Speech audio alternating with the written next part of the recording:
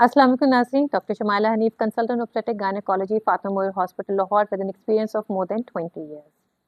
आज हम बात करेंगे एज़ोस्पर्मिया के बारे में, यानी कि सीमन एनालिसिस में जब टेस्ट किया जाता है तो उसमें कोई भी स्पर्म नज़र नहीं आते। ये क्या कंडीशन है, इसकी क्या रीजंस हैं और इनकी क्या ट्रीटमेंट ऑप्शन है।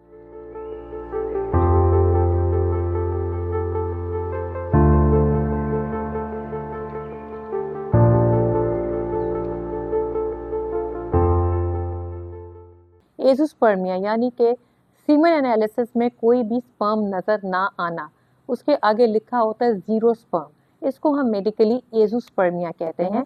ये मेल इनफर्टिलिटी का एक सीवियर फॉर्म होता है और इसमें ट्रीटमेंट के बगैर इसका कोई भी इलाज नहीं है। एज़ोस्पर्मिया हम किसी भी मर्द को तब कहते हैं जब वो इनफर्टिलिटी के टेस्ट करवाते हैं, सीमन एनालिसिस कराते हैं, तो उसमें सेमिनल फ्लूइड्स तो नज़र आता है, यानी कि लिक्विड फॉर्म तो नज़र आ रहा है, पर उसमें कोई भी स्पर्म नज़र नहीं आता। इसको समझने से पहले आपको ये समझना चाहिए कि स्पर्म्स बनते कैसे हैं। एक मर्द के अंदर ब्रेन के अंदर एक जगह होती है जिसको हम पिट्यूटरी ग्लैंड कहते हैं। वो हार्मोन सिक्रीट करता है जो कि FSH और LH है। FSH और LH मर्द के जो टेस्टीज हैं उसके ऊपर अफेक्ट करता है और स्पर्म की प्रोडक्शन को प्रमोट करता है। जब टेस्टीज में स्पर्म बनते हैं, जिसको ऑलमोस्ट 90 दिन का टाइम चाहिए होता है, तो ये स्पर्म्स जेनिटल ट्रैक्ट से गुजरते हुए मुख्तलिफ सेमिनल फ्लूइड से मिक्स होते हुए सीमन बनाते हैं जो कि एजैकुलेट हो जाता है। अब इसके कॉजेज अगर समझें तो दो इम्पॉर्टेंट कॉजेज हैं। एक है ऑब्स्ट्रक्टिव कॉज और एक है नॉन ऑब्स्ट्रक्टिव कॉज। सबसे पहले हम ऑब्स्ट्रक्टिव कॉज की बात करेंगे, यानी कि ट्रैक के अंदर कोई ना कोई ऑब्स्ट्रक्शन है जिसकी वजह से जो स्पर्म है वो बाहर सीमन में नजर नहीं आ रहा। ये एक कॉमन प्रॉब्लम है और ये एक ट्रीटेबल कंडीशन है।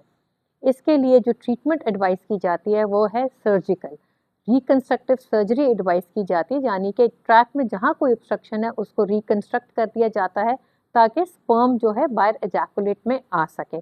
कुछ ऐसे केसेस होते हैं जिसमें रिकंस्ट्रक्टिव सर्जरी नहीं हो सकती। उन मर्द हजरात में टेस्ट ट्यूब बेबी एक तरीका होता है, जैसे कि IVF या ICSI।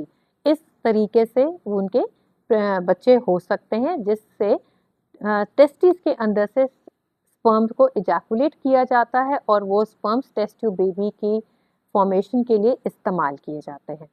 अब हम बात करेंगे obstructive non obstructive cause of azoospermia. ये भी एक इम्पॉर्टेंट कॉज है और एक इसलिए इम्पॉर्टेंट है क्योंकि हर नॉन ऑब्स्ट्रक्टिव कॉज की ट्रीटमेंट अवेलेबल नहीं है। समझने के लिए ये कि रास्ते में कोई ऑब्स्ट्रक्शन नहीं है, टेस्टिस खुद स्पर्म नहीं बना रहे, यानी कि फैक्ट्री में ही प्रॉब्लम है। फैक्ट्री आगे स्पर्म नहीं बना रही, इसलिए बाहर सीमन में स्पर्म नजर नहीं आ रहे। अब जी फैक्ट्री जिसको हम टेस्टिस कहते हैं वो स्पर्म क्यों नहीं बना रही, इसके दो सब टाइप्स होते हैं इम्पोर्टेंट। एक सब टाइप ये है कि जी उसको पिट्यूटरी से ब्रेन से सिग्नल नहीं मिल रहा कि उसने स्पर्म प्रोडक्शन करनी है, जो कि हम हार्मोनल इम्बैलेंस कहते हैं।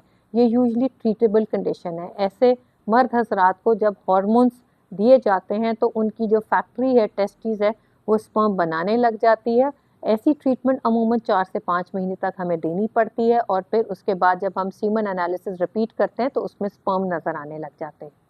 दूसरा जो सब टाइप ये है जेनेटिक या क्रोमोसोमल एबनॉर्मेलिटीज या जेनेटिक क्रोमोसोमल कॉजेज, यानी कि मर्द के अंदर जेनेटिक या क्रोमोसोमल एबनॉर्मेलिटीज हैं जिसकी वजह से उसकी जो फैक्ट्री है, जो टेस्टिस हैं, वो सही डेवलप नहीं हुई और वो आगे स्पर्म प्रोडक्शन ठीक कर नहीं रही। ये अनफॉर्चुनेटली अनट्रीटेबल कॉज है, इसकी कोई ट्रीटमेंट नहीं है। समझने के लिए ये समझें कि मर्द के अंदर दो क्रोमोसोम, जो सेक्स क्रोमोसोम्स होते हैं वो दो होते हैं, X और Y क्रोमोसोम। जो Y क्रोमोसोम है उसके अंदर जो डिफरेंट जीन्स मौजूद होते हैं जो कि स्पर्म प्रोडक्शन के लिए वो इम्पॉर्टेंट होते हैं। अगर जेनेटिक कॉजेज़ के बारे में बात करें तो Y क्रोमोसोम के अंदर वो जहाँ वो स्पर्म प्रोडक्शन के जीन्स होते हैं वो एरिया डिफेक्टिव होता है या वो मिसिंग होता है, लिहाजा वो उनकी टेस्टिस नॉर्मल फंक्शन नहीं कर सकते। कभी कभी कुछ मर्द हजरात में एक एक्स्ट्रा कॉपी ऑफ क्रोमोसोम होते हैं। आम क्रोमोसोम नॉर्मल 46XY होते हैं, पर अगर किसी मर्द हजरात के अंदर एक एक्स्ट्रा क्रोमोसोम है यानी कि 47XXY बन जाए तो उस सूरत में भी उनकी टेस्टिस जो है वो सही काम नहीं करती, यानी कि फैक्ट्री सही तरह डेवलप नहीं हुई, ना वो सही बनी है, ना वो सही फंक्शन कर सकती है। तो ये अनट्रीटेबल कॉज है, इसकी कोई इलाज नहीं है। इसके अलावा कुछ और रीजंस भी हो सकते हैं नॉन ऑब्स्ट्रक्टिव एज़ोस्पर्मिया की लिए, यानी कि टेस्टिस को कोई डायरेक्ट डैमेज हुआ है, कोई चोट लगी है जिसकी वजह से वो डैमेज हो गई है, या किसी इन्फेक्शन से डैमेज हो गई है, या कोई मेडिसिन से डैमेज हो गई, यानी कि कीमोथेरेपी की वजह से, या कोई रेडिएशन की वजह से, या कोई मर्द हजरात टेस्टोस्टेरोन जैसा हार्मोन ले रहे हैं, उसकी वजह से भी जो टेस्टिस हैं वो काम करना बंद कर देते हैं और स्पर्म प्रोडक्शन अफेक्ट हो जाती है। ट्रीटमेंट जैसे कि पहले का कि अगर हार्मोनल इम्बैलेंस है, यानी कि उनके ब्रेन से सिग्नल ही नहीं पहुंच रहा टेस्टिस को कि उसने हार्मोन बनाने हैं, तो ये एक ट्रीटेबल कॉज है।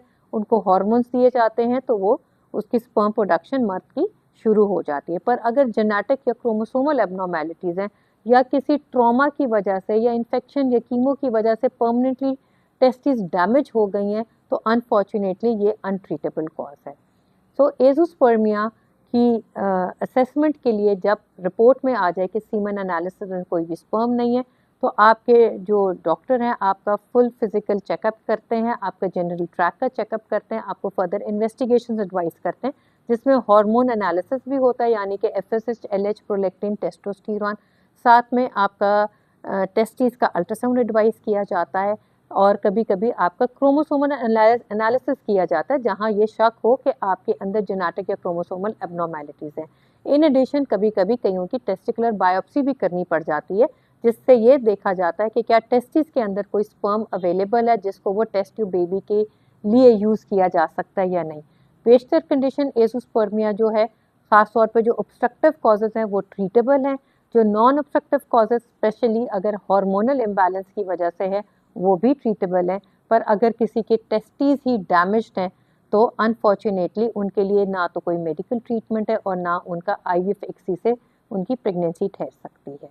तो ये आज की वीडियो एज़ोस्पर्मिया के बारे में थी कि किन वजहों से एज़ोस्पर्मिया के क्या कॉजेज़ हैं और उनकी डायग्नोसिस क्या होती है और उनकी ट्रीटमेंट प्लान ऑप्शंस क्या हैं, कौन से कॉजेज़ जो हैं उनकी ट्रीटमेंट अवेलेबल हैं और कौन से ऐसे कॉजेज़ हैं जिनकी अनफॉर्चुनेटली ट्रीटमेंट अवेलेबल नहीं है। इस वीडियो को लाइक करें, शेयर करें, सब्सक्राइब करें।